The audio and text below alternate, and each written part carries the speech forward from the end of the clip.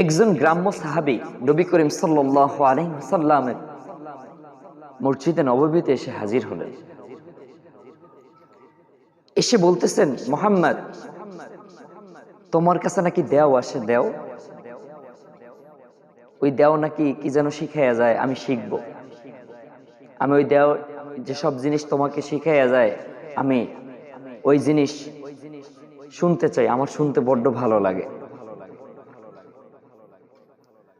সম্মানিত হাজিরিন, নবী করিম সাল্লাল্লাহু আলাইহি ওয়াসাল্লাম এমন দয়ার উদার মনের মানুষ ছিলেন, ওই গ্রাম্য সাহাবীকে তার কাছে ডাকলেন। গ্রাম্য সাহাবীকে কাছে ডেকে নিজের চাদর বিছিয়ে দিলেন, ওই চাদরের উপরে বসতে দিলেন। চাদরের উপরে বসে বসে বলতেছেন, হে গ্রাম্য সাহাবী, শোনো শোনো শোনো, আমার কাছে কোনো দেও আসে না। তখন বলতেছে, মুহাম্মদ, তাহলে কে আসে তোমার কাছে?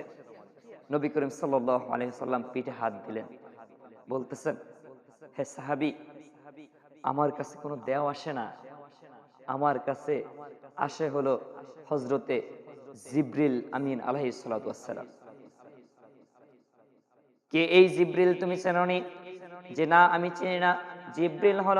জিবরিল হলো ফেরেশতাদের ভিতরে ফেরেশতাদের সর্দার। তিনি হলেন প্রধান 4 ফেরেশতার একজন। হযরতে জিবরিল আমার কাছে আসেন।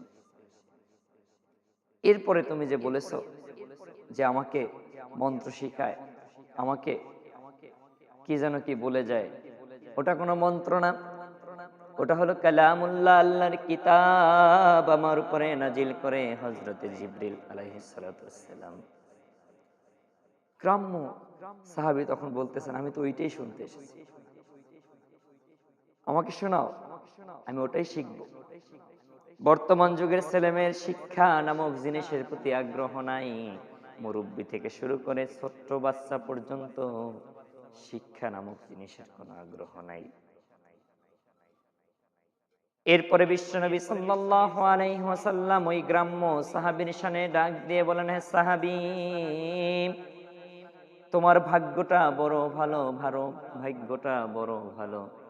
এইমাত্র হযরতে জিবরিল আমিন আলাইহিস সালাতু ওয়াস সালাম আমাকে ছোট্ট একটা সূরার অবতীর্ণ করে গিয়েছেন, শিখাইয়া গেছেন।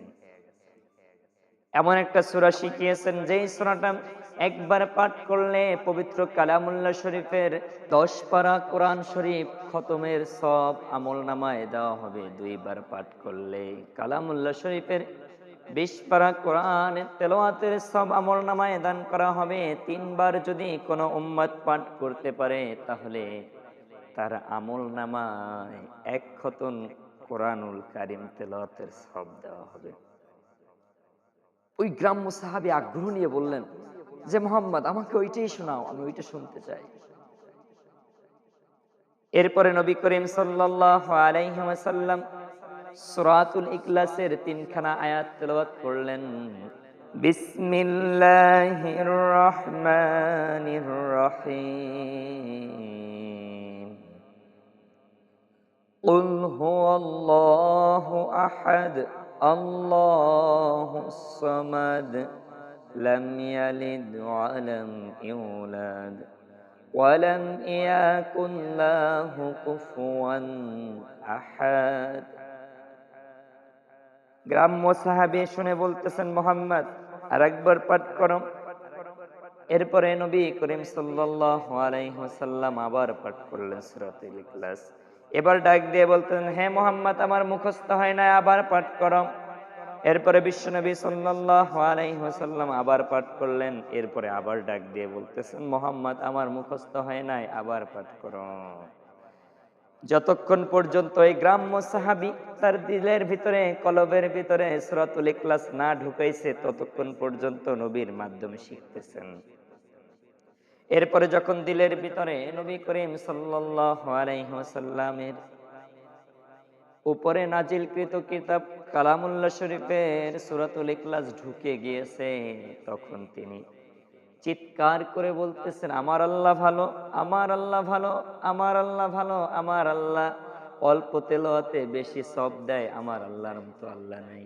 আমার আল্লাহ বরং এক পর্যায়ে সূরাতুল ইখলাসের দর্শ নিয়ে ওই সাহাবীর কলব খুলে গিয়েছে, অন্তর খুলে গিয়েছে, মহান রবের কাছে শ্রেষ্ঠ হয়ে গিয়েছে। আল্লাহ চিনতে পেরেছে, আল্লাহ চিনতে পেরেছে, আল্লাহ চিনতে পেরেছে, আল্লাহ চিনতে পেরেছে। বারবার বলতেছে, তাকবীর দিয়ে বলতেছে, আমার আল্লাহ মহান, আমার আল্লাহ ভালো, আমার আল্লাহ এক অদ্বিতীয়, আমার আল্লাহ ছাড়া কোনো ইলাহ নাই, আল্লাহ ছাড়া ইলাহ নাই। তিনি অল্প তেলাওয়াত করলে বেশি সব আমল নামার ভিতরে দেয়, তার মতো মহান দয়াল মালিক আর এই পৃথিবীতে কেউ নাই।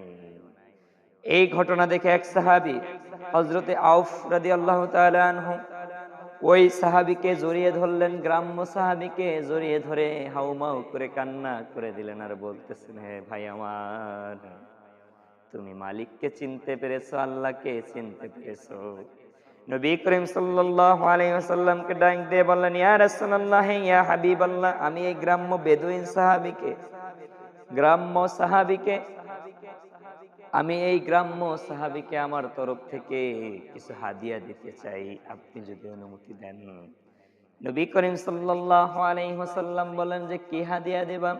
যে আমার একটা গাভী আছে, আমার একটা গাভী আছে যেটা দুধ দহন হয়, দুধ হয় আল্লাহর পক্ষ থেকে আসে। আমি এই গাভীটাকে, আমি এই গাভীটাকে এই বান্দার হাতে তুলে দিলাম, এই বান্দাকে হাদিয়া দিয়ে দিলাম।